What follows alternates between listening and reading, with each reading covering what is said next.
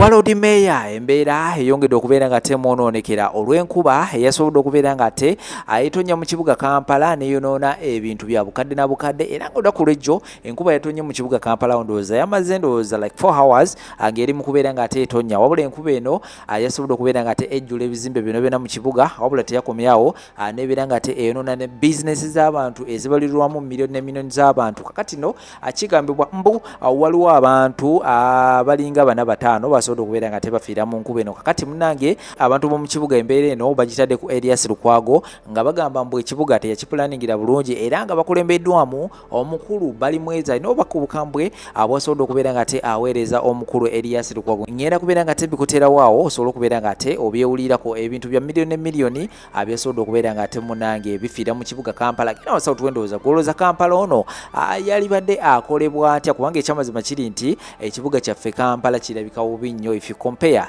Kampala to other cities oba ebibuga ebirala ebyensi endala ezitwetoolodde ekyamazima kiri nti Kampala yaffe erabika bubi nnyo tulinga bali mu lutalo ebizimbe bikadde kwegamba buli kimu kirabikira ddala bubi nnyo gwolooza Kampala yalibadde akolebwa atya okubeera nga ate ateekebwa ku mutindo abeere nga ate atuukagana n'omutindo gw'ensi endala ezitwetoolodde genda musawo tuwendowoozayo video nterako ekigawo likinga ate sharingirako abalala nkujukiza subscribinga bw'oba nga tolina kubeera nga tetugatako bulwe nabandese video okubeera nga tofuna notification awo nti kakati agagudde side zeno gegano tulina Sheikh Ashraf musomi wa dua nabazise muzitaho wansi awo ku bustika ja kubeera nga takulombera dua anawo bulamu bujja kubeera nga tebukutambulira bulungi nnyo maridadi sana side endala Habibu ya pick up ng'oli muteekateeka kubeera nga tekoma mu ggwanga lyetu Uganda naye gabuzani ayinza okubeera nga takukima ku kisaawe n'okutuusa yonna gye wandyagadde okubeera nga ate otuka ate mu budde nabo beekwate bannaffe aba Shukran Construction Services bo bajja kubeera nga tebakuyambako kuzimbira ekizimbe kyo ng'oli bweru wa ggwanga nga tolina budde oba nga tolina nnyo bantu bewesiga mu ggwanga lyetu Uganda bajja kubeera nga ate munange bakuyambako okubeera nga te batereeza project yo ebire nga ate etuukira ddala ku mutindo so abona bona bafune ku namba z'essimu eziyitawo wansi awo ku busika kamere nga tendowooza mbateerawo ensonga zino nkomaona mawulire amala mangi yotenvaawo amajagala leero tukeeredde mu kikangabwa kinene nnyo we tusanze ng'enkuba yatonye yassa abantu ate neyonoona ebintu by'abantu bingi wano ku Nabugabo n'ekibuga kyonna okutwalira wamu ebintu by'abantu byonoonese era twogerera amaduuka gonna gaggaliddwa n'abantu basobodde kununula ebintu byabwe ebimu bireme kugenda kwonooneka mu maaso ekyomukutawaana nti ate abadde bagenda okutaasa ebintu byabwe tegeezeddwa nti poliisi bagumbuludde nebakuba kibooko nebakuba mutiyagaasi abali mu nyiike naye tulowooza kino kigudde ku nkuba ennyingi eyatonye ate nga amazzi we galina okugenda bazibyewo omwala guno oguzimbibwa tegulina bituli tegulina miryango muyita mazzi era ngukebedde omwala guno gy'amazzi agayiika tegalina wegayingirira mwala omwala guno munene nnyo mu ggwanga tigutwala ebitundu 6 ku 100 eby'amazzi g'enkuba agagwa mu Kampala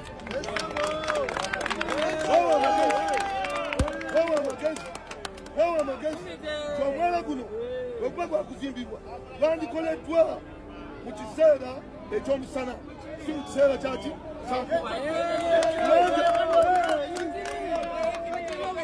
kakati tuli mu kutaakiriza naye enkuba egenda kuddamu etonye kyekigenda okubeerawo ng'amazzi tegalina ngeri gye gayingira mwala twandisabye gavumenti mu bwangu ddala kuba gavumenti yeyawaayo omwala guno guzimbibwe mu bwangu ddala ebeeyo eriririra abantu bano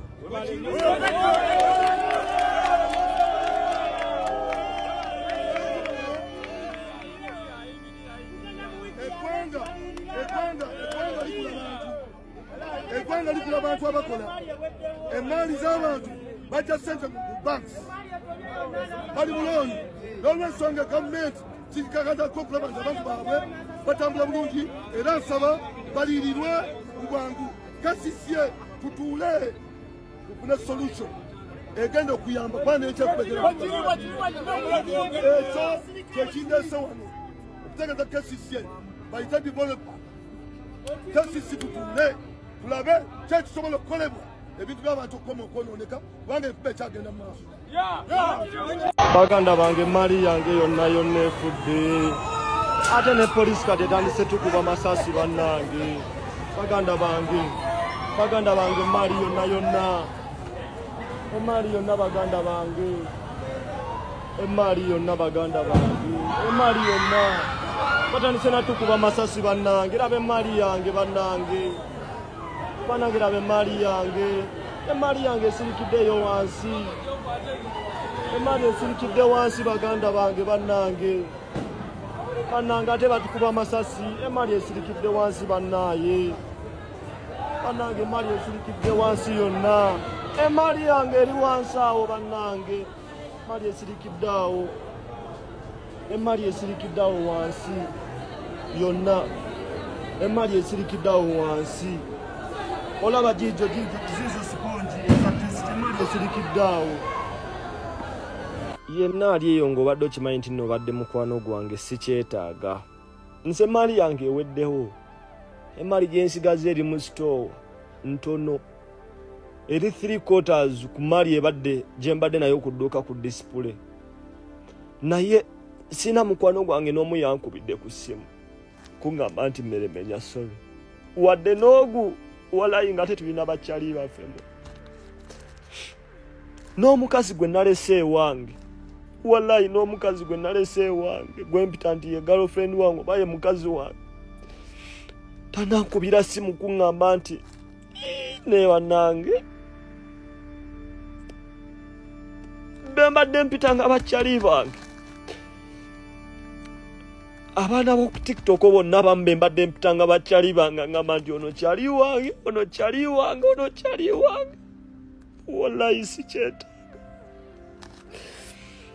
wallahi sikyetaaga kantandika obulamu bwange buto mukama mpe emikwano emipya mpe emikwano egingasa wallahi mukama nyamba mpe emikwano egingasa wadde n'omwana n'omu okuvaayo n'akola wadda a single video ate abantu abakubira amasimu be bantu b'otamanyi wallahi be bantu b'otamanyi be bantu b'otayogerangako nabo alina oni numbers be bakubira nga n'ennamba yabadde tagirina naje be bakasitoma bange bensaplayinga emaali yakubira n'agusaasira neebe mpita bakyali bange mwana bempita bakyali bange tegulina omu akubira nakusimu wallahi mukame n'ensimbi wallahi bempita ne bakyali bange kyoyo kyali wange wallahi teri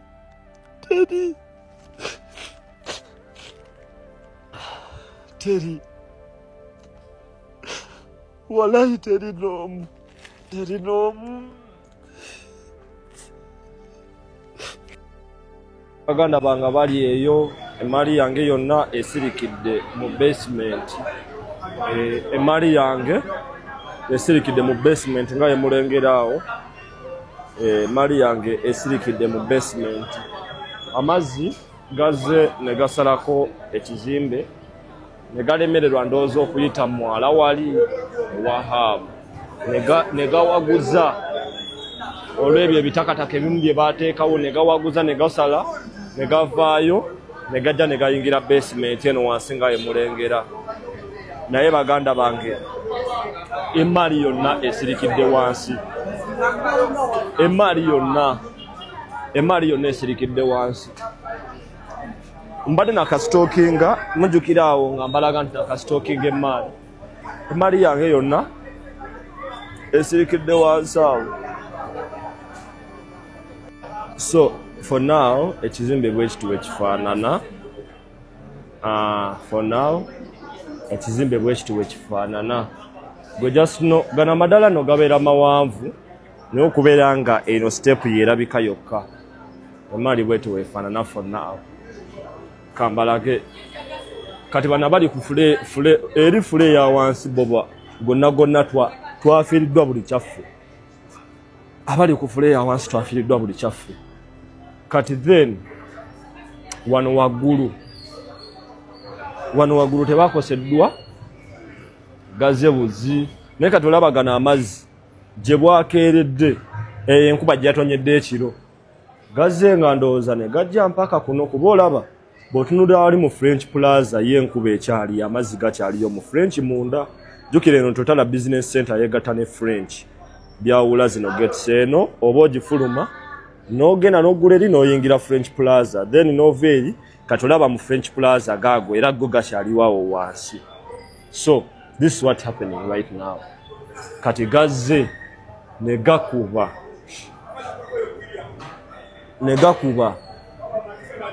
negayingira agamu gafubutuse no ku hamu. Bano bona abantu abasinga balina n'amaduuka tebalina babasibidde nabwe kati negajja mpaka wano. Kalabe yo TBC 08 TBC 108 jukira eri TBC 09 kati gwetebereza nze ndi ali wansi TBC 1 31 TBC 112 ne TBC 16 kandozo kirenge. This is what is happening right now. Okirabye kyekyo ekiriwo essaawa zino dwali eyo nayo na wansi ate ekizimbe kiri ku kamu wansi ndowooza olengera wali eri walisabiza samuwe yawo kyebreakinze kikiriramu wansi mpola. So nze nzikiriza nti emaali yange yonna esirikidde mu basement ekyo kyo nkikiriza.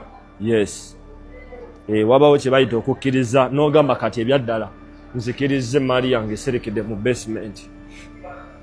Naye sente zakola business eno embasiina gwe nakumpanya nja kuddamu nzikole. Kati bano baneiba bange basuzaako emifaliso bo waggulu nga bw'olengera wano.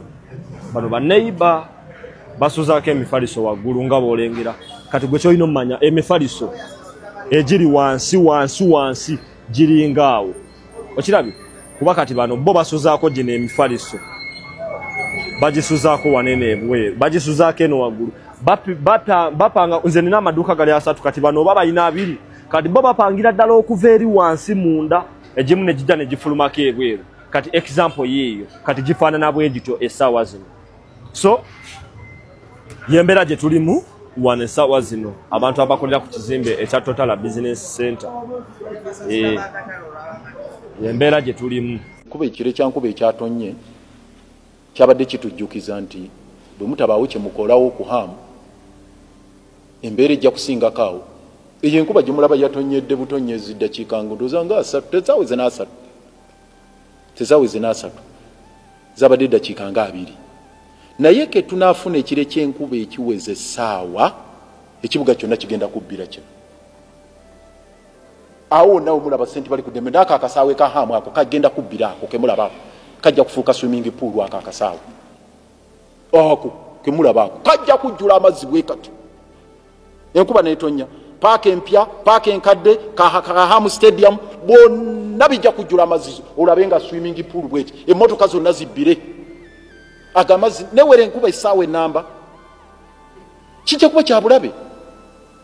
Tebuwalira byakantu akatono bwe kati n'ogamba ti naye ono byazimba wano singa enkuba eneetonya nga tataddewo diversion tekyetaaga kubeera ng'oli expert okumanya nti ne bw'onooba onoozimba ku mwalo ogwo weetaaga okuliyetingawo alternative route amazzi we ganaayita ng'ozimba. Ekyo kyetaaga kubuulira era ekyo ng'omuntu yali takiraba nti ozimba oli ku mwala amazzi wonna we gakuŋŋaanira nga tokiraba nti enkuba bw'eneetonya ganaayitawa ng'ate oguzimbako ogusimyeko. Kugamba ekyo nga nakyo kyetaaga kunnyonnyola nnyo okitegeere. Kiko ebyo bitutunuulira n'ogamba oba tuli mu nsi ki eno. Buli w'olyagala obulamu obw'ebbeeyi, buli w'olyagala okusula mu apartment y'emiliyoni 3, oyagala okuvuga ku mmotoka ey'ebbeeyi empya, owulira, oyagala obeere ku buli pati, buli kabaga akali mu Kampala gwakamanyi, buli kafo akasanyukibwamu gwakamanyi, buli mwenge ogwakafuluma champagne wayini akina biki ebyo byonna gwabimanyi naye nga tolina mulimu gwokola. You're going to end up like this fool. Okay? You see, Uganda mubuguma nnyo. That is your problem. Ugandans, you get excited easily. Muchamuka. You find someone ng'atandise okwogera ebibozibozi eby'ekisiru. Omanyi oyo mwana muto kalaze wano nga mulaba. Owulira yakatandika wano juzi naye akoze massage pala. Omwana yakatandika jjo wano juzi alina branch egindi ku gundi alinako ku Masaka Road alinako Echebanda alinako Salama Road alinako ebizimbe. You ask yourself, mulimu kyogo gwakola ogwina amagoba agali abunomo fe obanze gwe gwotakola. Ekyo kyokka kyosooka okwebuuza. Gwe buli bolinga gyaleega olukoba ng'ajja yeepalawuda bw'akulaga obulamu obunyirira bwokka akulaga obulamu obuli posh weebuuze akola mulimu ki? That is the first question ky'olina obuuza. Akola mulimu ki? Era ogwo omulimu yagukola atya abalala gwabalema okujjamu ssente? Oba okitegeera ekintu ekyo? So this fool is here fooling us. You boy layiro like an envelope. Okay? Toddamu tusiriwaza. Gwe chicken tonight. I don't know the name. Zima chicken tonight. I don't know the name. Sit down. Wasala abazaddebo amagenda n'amadda. Okay? Atenze seewuunya. Because kasita nalaba nnyoko ng'ali kuno ku TikTok akirika mukiri. Omukazi omukulu ayambala obupale n'atandika okuzina. Sawa 9 abeera ku tap the screen. Namanya nti no family yonna shortage. Ekyo saagala kirumamu. Oba badde tomanyi bajja kubuulira ani nze yaani. Because me am point blank. Vakuba n'abaana bagenda okujja bakusudiye bakubibiite era bambi mbubambi akolirako business. Maama we yasoose okukolera kuno business. Katwebuuze ye mukazi yeko omukulu oba omuntu yeko omukulu ali ku app eno? The answer is no. Kuno kuliko abantu abakulu bangi ab'obuvunaanyizibwa bati omuntu ajja n'alanga business ye n'atambula n'agenda. Okitegedde? Naye gwe n'obeera n'ennyoko alinga kireereesi. Yayomba ne kadama we Saudi, yayomba ne kadama we Oman, yayomba n'atunda enseenene, atema ebikajjo, kwegamba ne mufuka public nuisance. Okay? You become a public nuisance. Why? It is because family yonna teina mame yalibuliridde omwana naye ali kuna azina akirika mukiri. Ayogera sibe. Oshegedde omuntu omukulu tulina ebintu bye tuba tukusuubiramu. There are some statements ze tutasuubira mu muntu akuze. Oshegedde fe abamanyi emyaka gyaffe era abagiwa ekitiibwa waliwo ensonga ezijja. You keep quiet.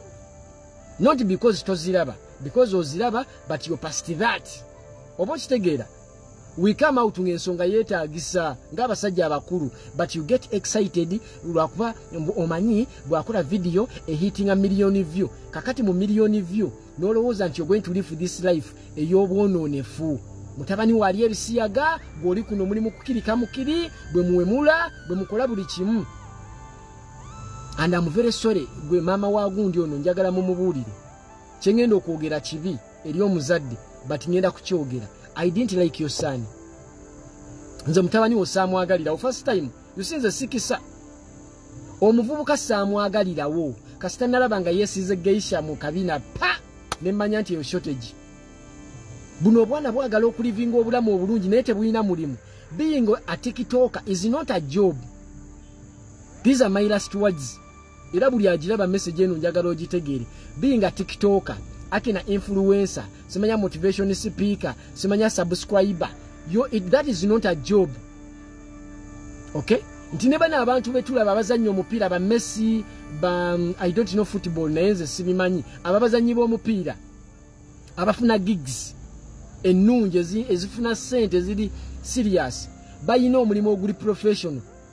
Ne bana abatalina mirimu giri professional, at least they have emirimu gyabwe gye bakola.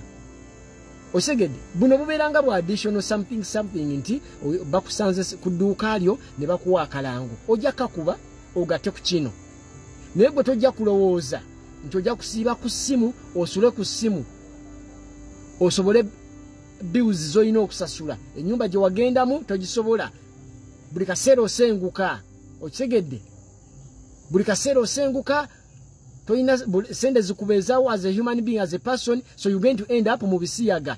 and you're there tusiriwaza omanyi siyenze mwagala kunyononera abalungi abatuuliriza era abatulaba olunaku olwaleero tuchaddeko ewa Sheikh Ashraf Dembe sebo sanyusa okubalaba amannya agange nze Sheikh Ashraf Dembe akola ku bizibu by'enjawulo omuntu singa aba alina ebirwadde musomereddwa tumwa amazzi ga lukuya nga bw'obadde ogalaba tugenda abantu ku kyoto ne twokya emizimu emibi egibabaamu n'okulomba edduwa abantu singa abeera ng'ali wano atuuse sobola okumulombeera edduwa ne waba atatuuse nga mpadde amannya ge naye ng'ali wala naneetaase ennamba yange yeeno eri 07 01 76 37 11 nammwe bannyinaffe abali ebweru oyagala okuba nti oyagala okulombera ku dduwa ng'olina ebizibu viza zibuze amaka gakolongotana sente zikola zimpita mu ngalo ojja kumpeereza ekifaananyi kyo n'amannya go ebyo byokka bijja kummala nja kukulombera edduwa ojja kutereera olunaku olusembayo mu mwezi mba n'edduwa eyawamu ffenna n'abalwadde bange abakadde n'abapya. Assalamu alaikum warahmatullahi wabarakatuh.